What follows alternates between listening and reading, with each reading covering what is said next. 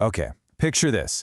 What if your computer's operating system, Windows, Mac OS, even Linux, was legally required to know how old you are? Sounds kind of wild, right? Well, a really controversial new bill in Colorado is trying to do exactly that, and it's kicking up this huge debate about privacy, if this is even possible to do, and honestly, what it means for the future of software itself. So let's just cut right to the chase here. This bill, it's called Colorado Senate Bill 26051, it really forces us to ask a fundamental question. Should your operating system be the one responsible for checking your age? Is this a genuinely needed step to protect kids online, or is it, as a lot of people are saying, just a technically broken and maybe even dangerous idea?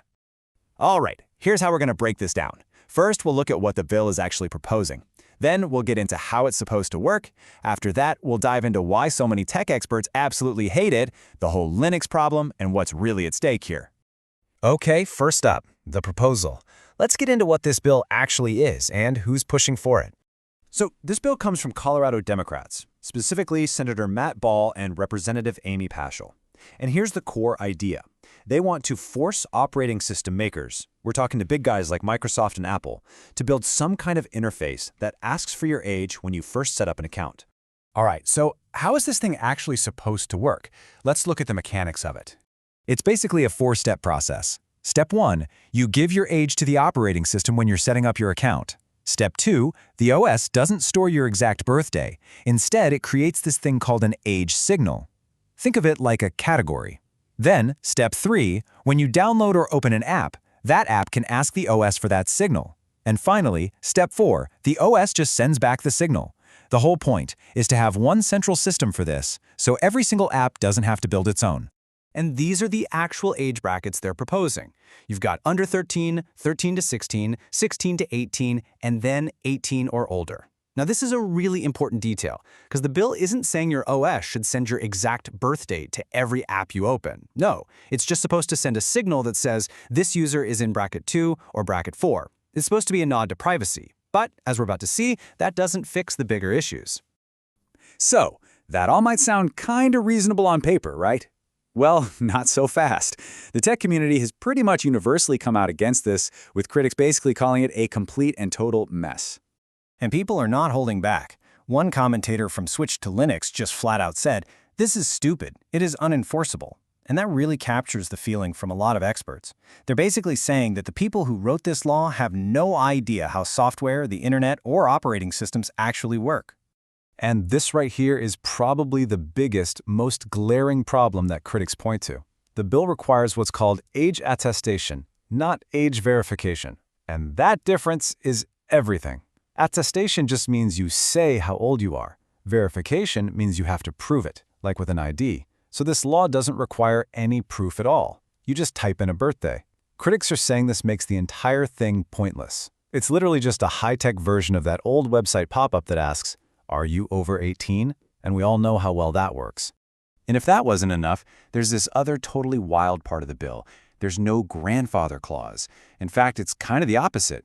It says that every single device out there, no matter how old it is, has to be updated with this age check thing by July 1, 2028. I mean, think about that. That would require a monumental, probably impossible effort to update every piece of software on the planet. It's just not feasible.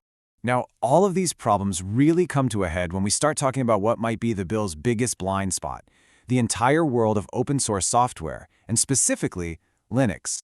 See, Windows is made by Microsoft. Mac OS is made by Apple. Simple. But Linux, it's not one thing. It's a massive, global, decentralized community. There are thousands of different versions, or distributions, built by volunteers all over the world. There's no single company in charge. There's no headquarters. So critics are asking a very simple question. Who exactly does Colorado sue? Who do you even send the court papers to? It makes the law look completely unenforceable in the open source world. But here's where it gets really interesting. While you can't sue Linux itself, the state of Colorado could go after major companies that are deeply involved in the Linux world and just so happen to have a legal presence in Colorado. We're talking about companies like System76, Red Hat, which is owned by IBM, and Canonical, the people who make Ubuntu.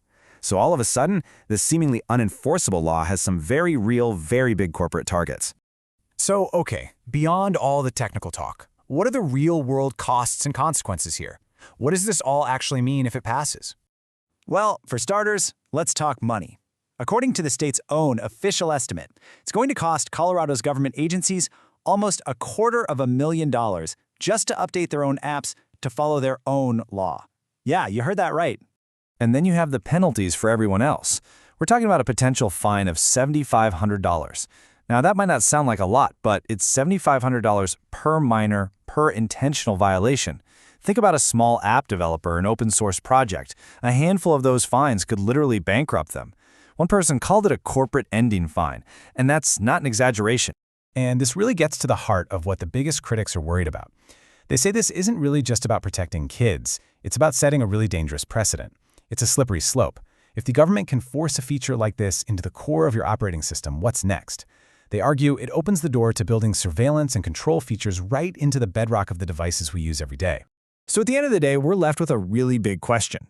Is this bill just a well-meaning but clumsy attempt to protect kids online? Or is it something more? Is it the start of a new, more invasive era of digital surveillance, a future where our own computers are forced to police us?